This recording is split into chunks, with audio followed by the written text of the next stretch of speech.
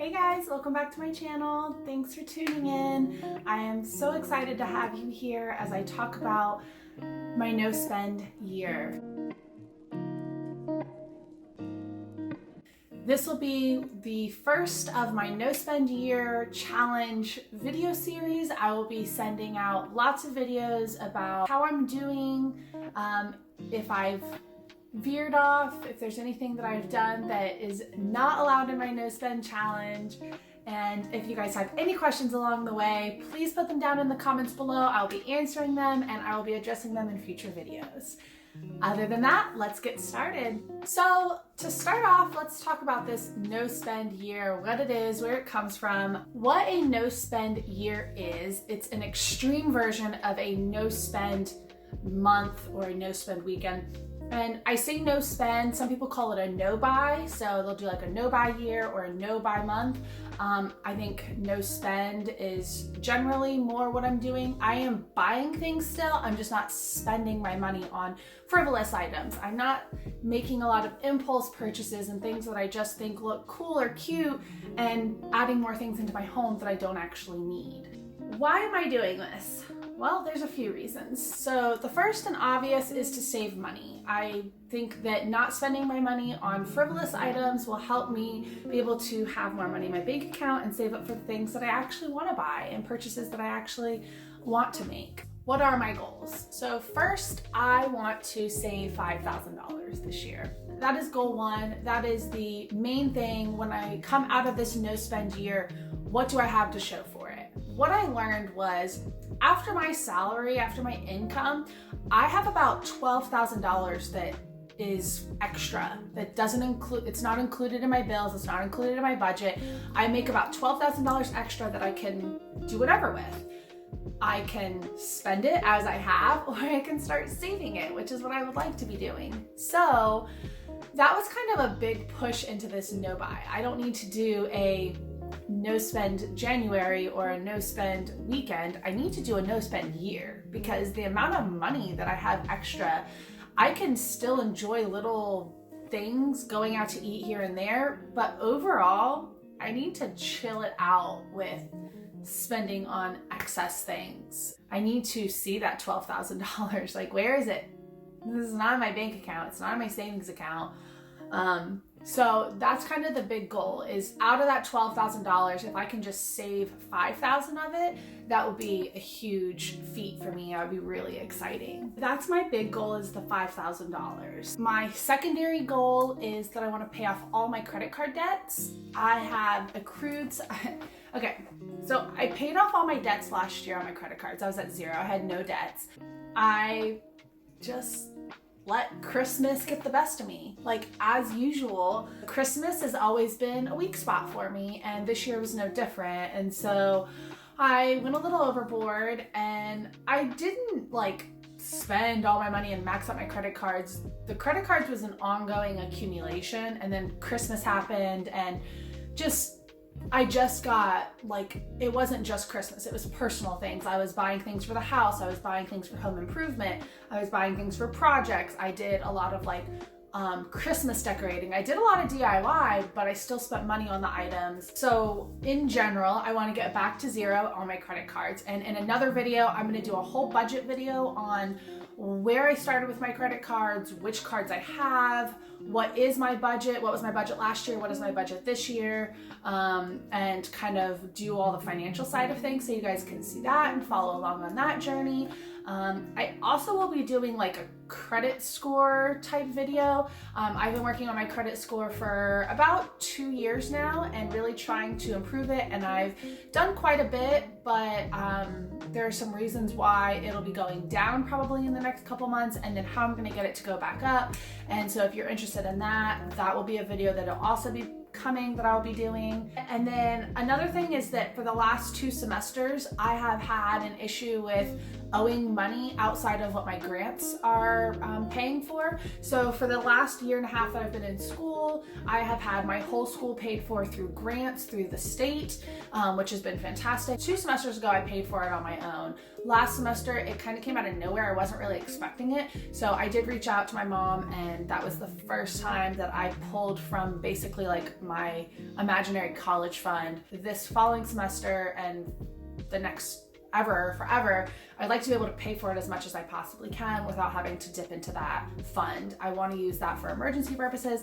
I am essentially a pre-law student. I'm going for my associates. I'll be going for my bachelor's after the next year. It'll be 2 years for that, and then it'll be law school. So I can only imagine that it's going to get a little pricey, and I just would like to be able to save that money for as long as I can. And so saving money now will really be helpful for my long-term goals and my long-term journey of continuing my education to be a lawyer. Those are the 3 main goals: save $5,000, pay off all my credit card debts, and be able to pay for my next semester or 2 of schooling on my own without having to ask for help. So you're probably wondering how it works, what I can buy, what I can't buy, like, can I pay my bills? Am I allowed to go grocery shopping? What do I pay for gas? Like, how does all of it work? So basically, I can pay my bills, obviously. I wrote up my budget, and I have in there included all the things that are givens, that are things I'm going to pay for, and I'm not cutting out some of my extra expenses either. So that means obviously I'm paying for my rent, my electricity, my car, gas, and things like that. I'm also still paying for like my Netflix subscription, my gym membership. Those kinds of things are included in things I can purchase. I did cut out a couple things, and I will talk about that in my budget video. The one deal is that my grocery bill will increase quite a bit because eating out is no longer an option, and I'll get into that. So what I'm doing is I will have a spend day once a month. So once a month, I can buy anything that's outside of my budget. So not including, like, it doesn't matter if it's groceries, it could be whatever it is, but it's things that maybe I want. I know that just like cold turkey, like you can't buy anything, just isn't gonna work for me. That may work for you. That may be something that you need. It's not gonna work for me. So I've allowed myself that modification because I know that'll help me be successful throughout an entire year of choosing to not spend. I have my spend days, and they are once a month, and I will pick as the month goes on what day I think it is that it should be. For instance, it's the month of January, and I have had my spend day already. I had it on the 14th. Then the only other thing I'm allowed to do, so I have my 1 day a month spend day, and I have once a week I can eat out. So I can eat at a restaurant, I can eat Chick-fil-A, I can eat Taco Bell, I can go to Panera, do homework, I can eat at school, like we have a Subway on campus. And the purpose behind the spend day once a month is that it's allowing me to still be able to buy things that I want or desire or even sometimes need but are not allotted in my budget.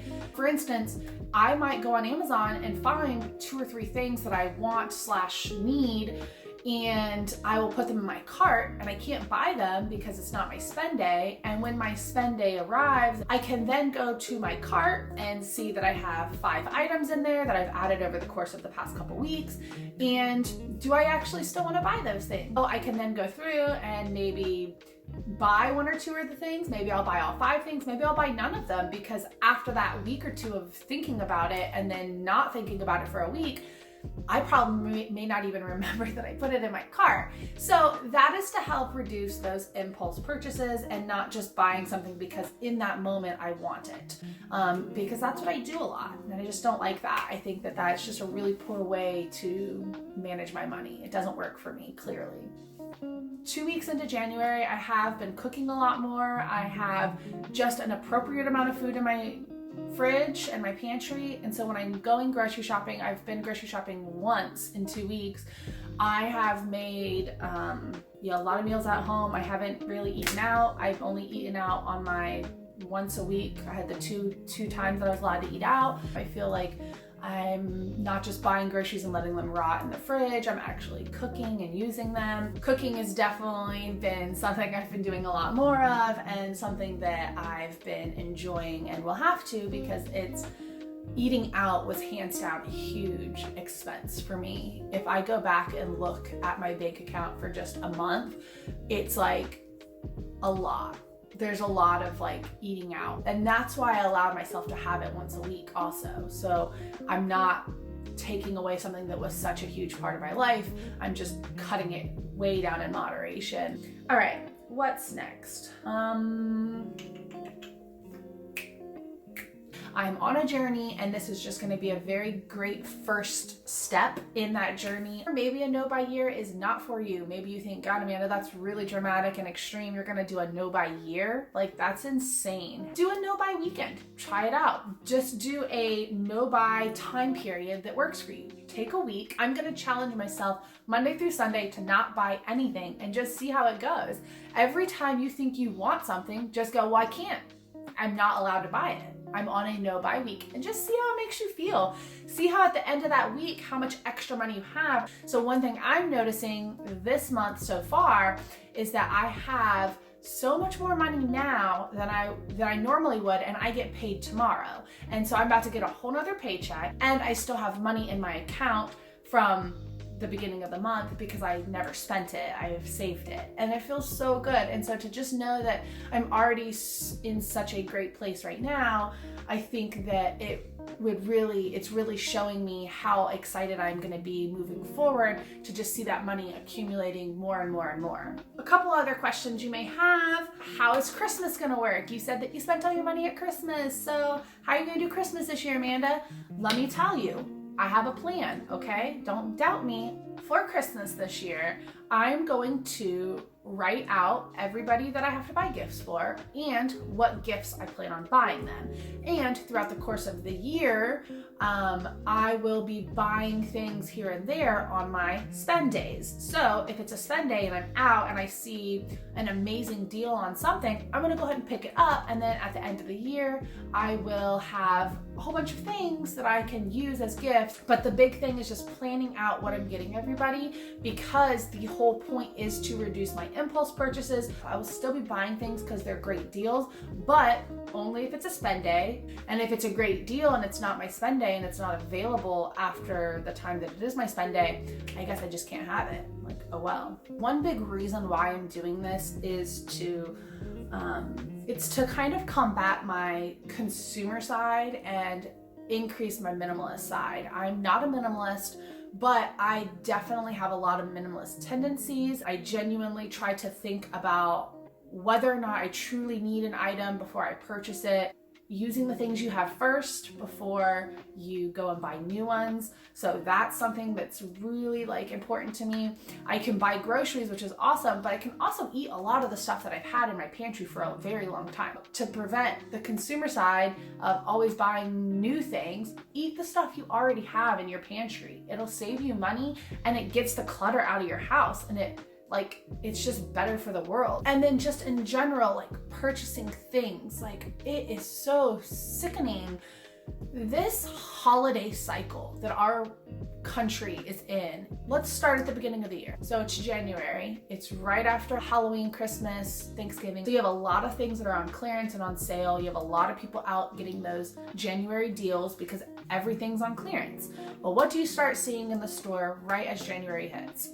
Valentine's Day thing. So everything is Valentine's Day. It's hearts and all that good stuff. Almost into February, you'll start seeing St. Patrick's Day stuff. One thing I am already seeing now in January that you will only just start to see more of come February and March is Easter. So it's bunnies, Easter eggs, candies, all kinds of Easter themes. Everything's pastel-y, and it's just transitioning your brain into spring. And don't forget, you have, football. So you have the Super Bowl. So Super Bowl's coming up, so you start seeing a lot of chips and salsa. It's just the worst. Graduation, I guess, is May and June. So you'll see congrats grad and just general summary items. And then 4th of July. So it's all red, white, and blue and flags and fireworks and all the things that you use for 4th of July. And then it's back to school. So it's back to school everything.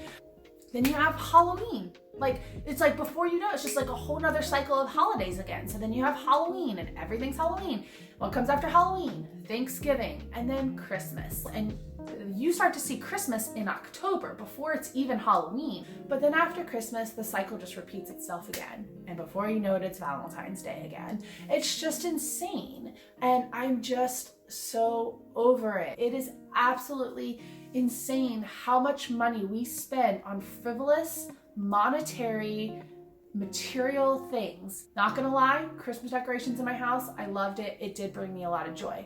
I don't need to decorate my house for Valentine's Day and Easter and because it's summer and 4th of July. I don't need to do that. Pick one holiday that you really love. Maybe pick 2 holidays. Have your decorations for those holidays, decorate your house, celebrate those holidays, but you don't need to buy into every single holiday, half of which are made up and don't actually have any real meaning. They're just made for us. They're made for consumers. They're made for us to go out and buy things to celebrate them. Let me stop ranting because I'm sure everyone doesn't want to hear that.